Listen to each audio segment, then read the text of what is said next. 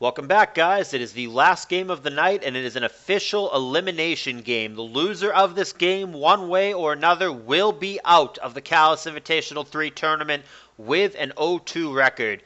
Reminder, my friends, check out the description. It has the link to the CALLOUS Invitational 3 Discord channel and the Pokemon Perfect thread. And if you guys want to donate to this tournament, strictly optional. We are accepting those all tournament long. We have over $400 in donations already.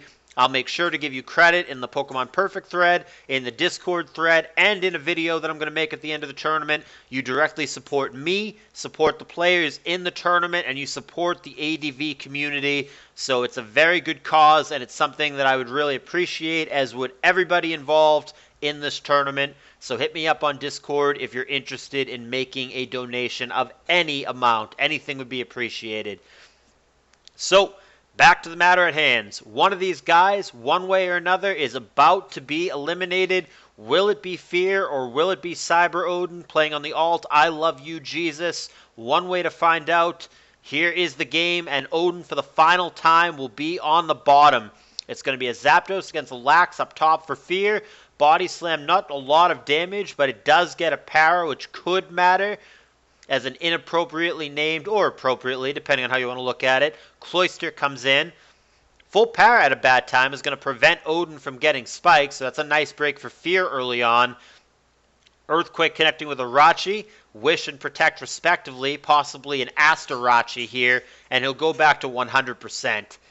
Metagross, 61% now with Earthquake. Pretty big damage, but the Rachi is content to sit here and try to stall it out. He'll be back to 100% once again after Wish, Protect, and Lefties. Zapdos comes in. That Earthquake is going to cost Metagross 2 PP, and now Tyranitar comes in. Explosion is interesting there. I don't know whether T-Tower was the intended target or not. It's going to do very, very heavy damage, that's for sure. And we end up with Magneton on Rachi, keeping in mind that Rachi is trapped via the Magnet Pull ability. Wish and Metal Sound, respectively. Fire Punch does a lot, but this is going to do a ton as well. Wow, not as much as I thought, actually. Even after Metal Sound, Thunderbolt only does 60%. It's kind of underwhelming, actually. And Rachi here, if he doesn't get full power, can just protect and eat his own Wish. Odin going to make a conservative play by foddering off T-Tower to guarantee that that happens. I really like that play by Odin. I think that was smart. It's very greedy not to do that. And yeah, here's the Wish.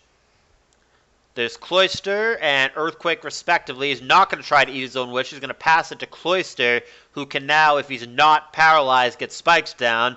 But of course, Fear immediately responds with his Rapid Spinner now that he finally does get the spikes down. Rachi comes in yet again. Takes the Surf very well, only 22%. And again, can probably try to maintain his own Wish, 21%. And no, full Para kicks in at a bad time. That certainly helps.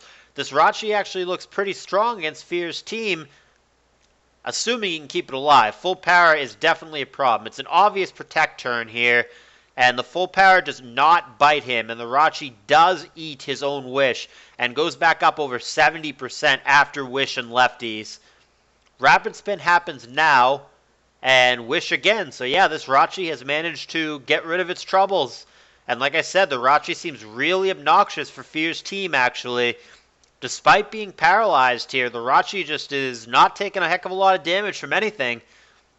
Body Slam on the incoming Swampert, 60-40 to get the Para thanks to Serene Grace, and he does get it.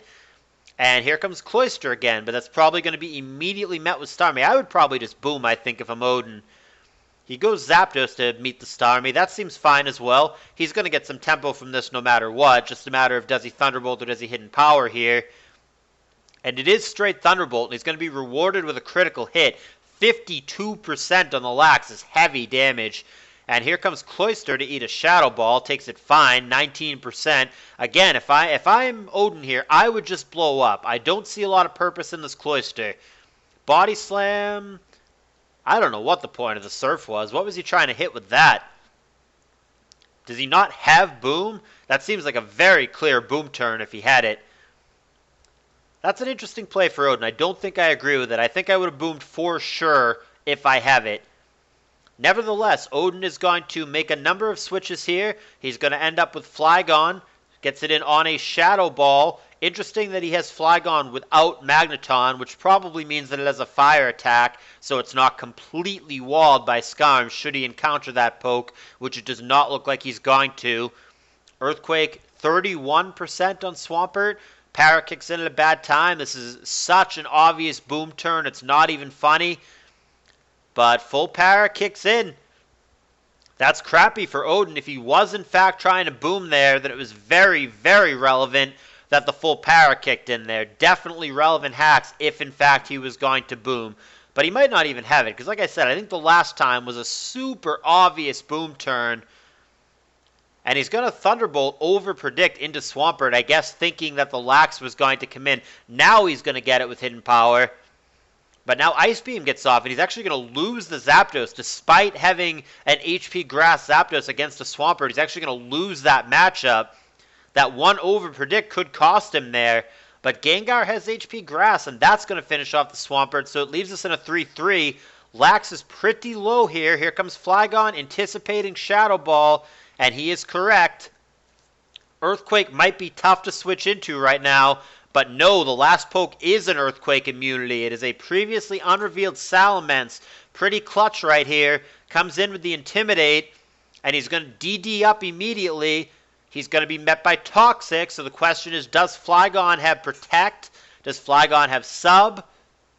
Over-prediction Earthquake for Fear. That's a bad turn. He's going to eat a 33% Rock Slide and additional poison damage for that misstep. Jirachi comes in. Wow! Fear with the balls to Earthquake again there. That was clutch. And also he gets a critical hit, which is relevant too, because the Jirachi, even though it would have taken heavy damage, would have survived that if not for the critical hit. So some hacks kicking in for Fear at exactly the right time. Flygon Hidden Power is going to take a ton. And I believe that's the ball game. Flygon beats the Lax one-on-one. But Starmie's going to be faster here. And even without Ice Beam, Surf is going to be enough. It's going to take out the Flygon. And Fear is going to come back and win this game, knocking out Odin. That one definitely, I feel like maybe I should have narrated that one on slow speed as opposed to normal. There were a lot of talking points in that game. There were definitely some relevant pieces of hacks both ways. I go back to that turn where Odin did not boom with the Cloyster. If he doesn't have it, he doesn't have it. He obviously can't make a move that he doesn't have.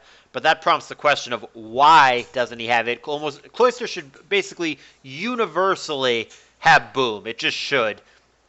So if he doesn't have it, that seems like a bad set. And if he does have it and he didn't use it there, that seems like a crucial mistake for Odin that had very relevant consequences in this game.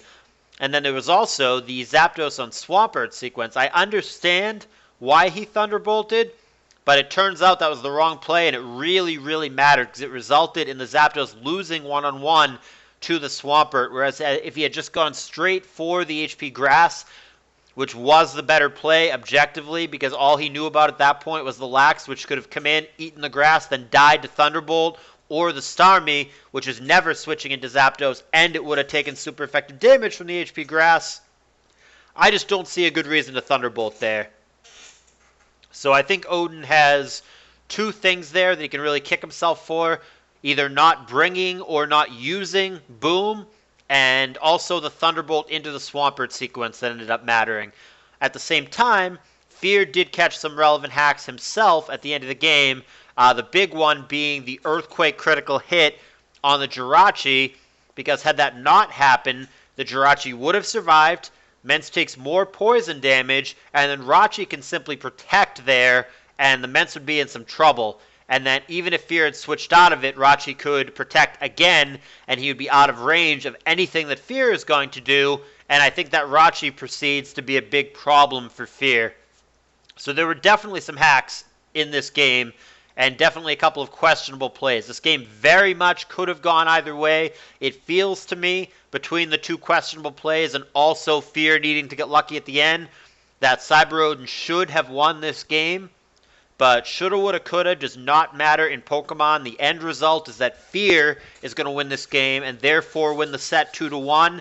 And CyberOdin will be eliminated from this tournament despite two very hard opponents and taking both of them to Game 3 and having a fairly impressive showing.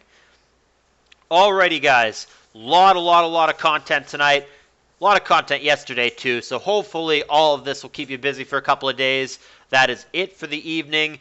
But I've been putting a lot of time and effort into this tour, so I would really appreciate if in exchange you guys would leave me a like and give me your subscription if you've not already done so.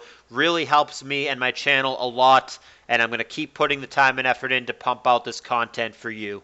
I will see you guys soon. Thanks for watching.